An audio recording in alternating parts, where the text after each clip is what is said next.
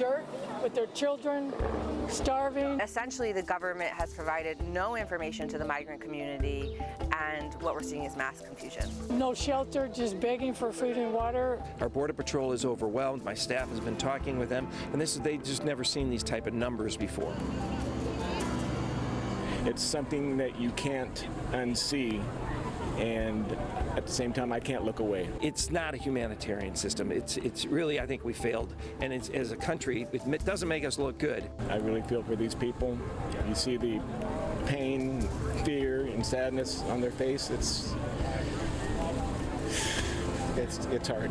I hope the president can see this, because this is inhumane. Our border crisis is escalating tonight in the final hours before Title 42 comes to an end.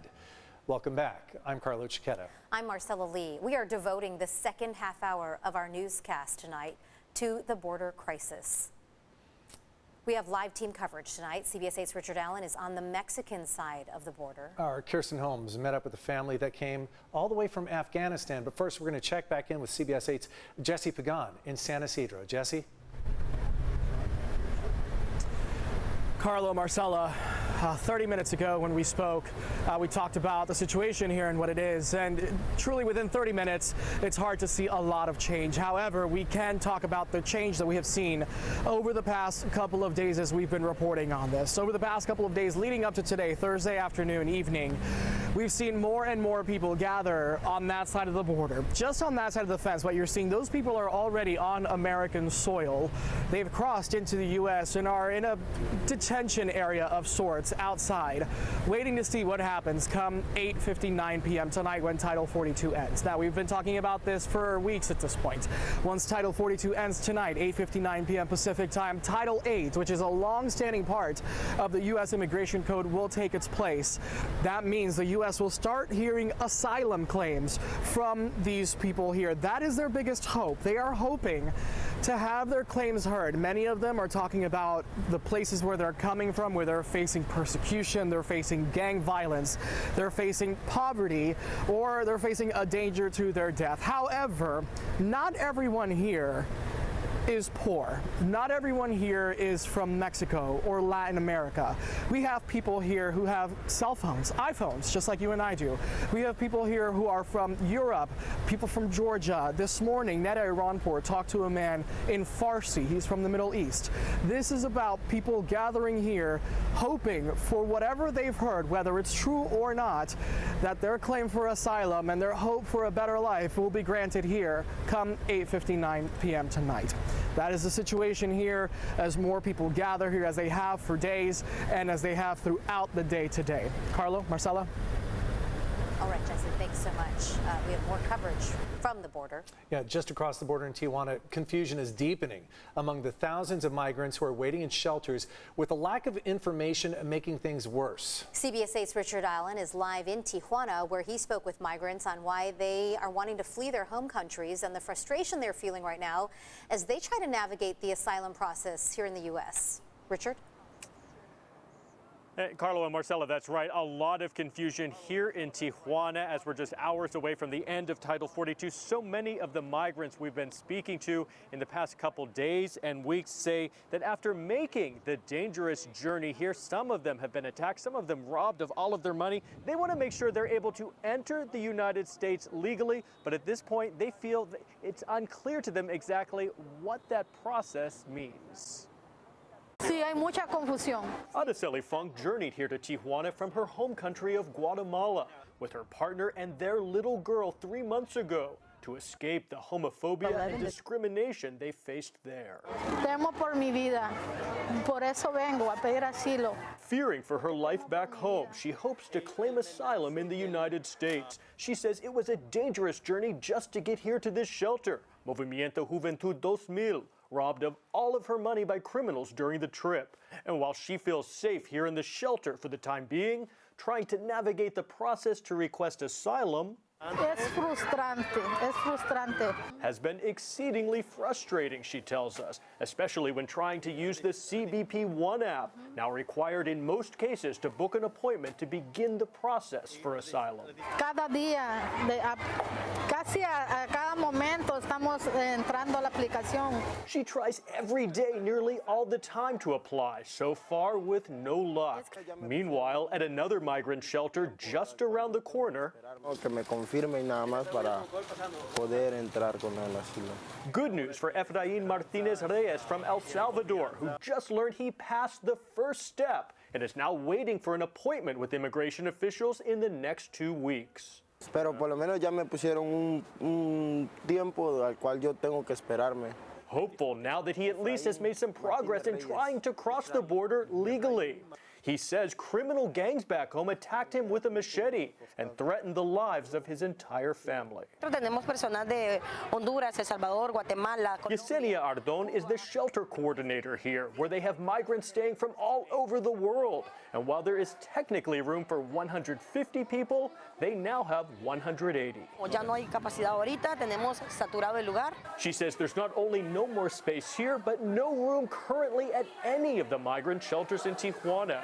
In the meantime, more migrants continue to arrive as nonprofit migrant rights groups like Al Otro Lado try to help provide them with proper guidance. But essentially, the government has provided no information to the migrant community, and what we're seeing is mass confusion. And that was Nicole Ramos from the nonprofit Al Otro Lado, one of many nonprofits that's working with the migrants here in shelters throughout Tijuana to help provide them with legal guidance, especially in the face of a lot of misinformation a lot of these migrants are receiving, specifically from human smugglers. Jesse? Richard, we're going to take it from here, but is there any sense of hope right now? You've been talking to people a lot down there, and there's so much misinformation and confusion. Are they starting to give up, or are they in this for the long haul, just hoping to start that new life? They are in it for the long haul, but there is, as you heard, a lot of frustration, especially centered around the use of that CBP One app. Now, Nicole Ramos, who we spoke with from that nonprofit Al Otro Lado, she's concerned that with these new restrictions, such as the CBP One app, also this new rule that requires migrants to try to seek asylum in a third country first before applying for asylum in the United States, she's worried with these new rules, these new restrictions, that's going to force some migrants who are so desperate to get to the United States because they cannot, in some cases, return to their own country, that they are going to resort to alternate means of crossing the border. That often means resorting to human smugglers, that often has dangerous, even deadly consequences. Carlo and Marcella? Well, we won't know the fallout for quite some time as we all wait to see what happens tonight when Title 42 expires. Thanks so much, Richard Allen, reporting from Tijuana on the other side of our border. People have arrived from all over the world, as we've been telling you for the past hour, at our border this week. That includes one man and his family from Afghanistan. CBS 8's Kirsten Holmes is live tonight with their story. Kirsten? Yeah, we're here off Monument Drive in San Ysidro. I'm really close to the border wall, so I want you to take a look behind me and get a look at this situation. You can see people gathered in groups here searching for that elusive American dream. Now, I was here in the same spot last week and I only saw about a couple dozen people. But this week, as you can see, that number has definitely grown. I talked to a man from Afghanistan who reminds us that for every face you see behind this wall, there is a hope for a better life.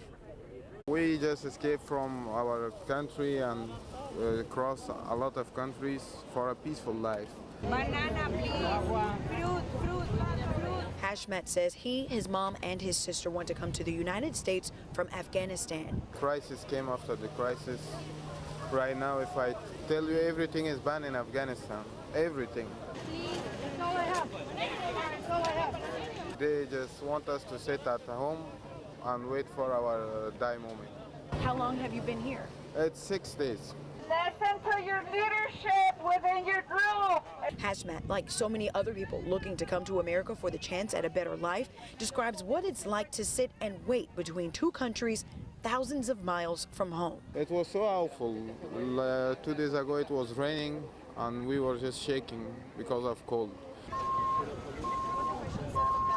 Sometimes the U.S. Border Patrol give us some snacks and water. Sometimes the other organization came and help us with food, but it's not that much. He says he and his family sold everything they had for a chance at the American dream. If they not accept us, then we don't have any other place to go, and if they not let us, then we are destroyed totally. Just hope and pray they take us in. You're taking a live look on the other side of the border wall. Earlier this week, CBS 8 was informed that the land between the two border walls you see is actually American soil, but the people you see here are subject to expedited removal and actually could be deported back to their home country without an immigration court hearing. This as Title 42 is set to expire in less than 3 hours at 9 o'clock tonight. A lot of questions are lingering about what that will look like, but we will be here for you with those answers tonight. Reporting live for CBS 8, I'm Kirsten Holmes. Back to you. People from all over the world working their way to America. Kirsten Holmes reporting live. Thanks, Kirsten.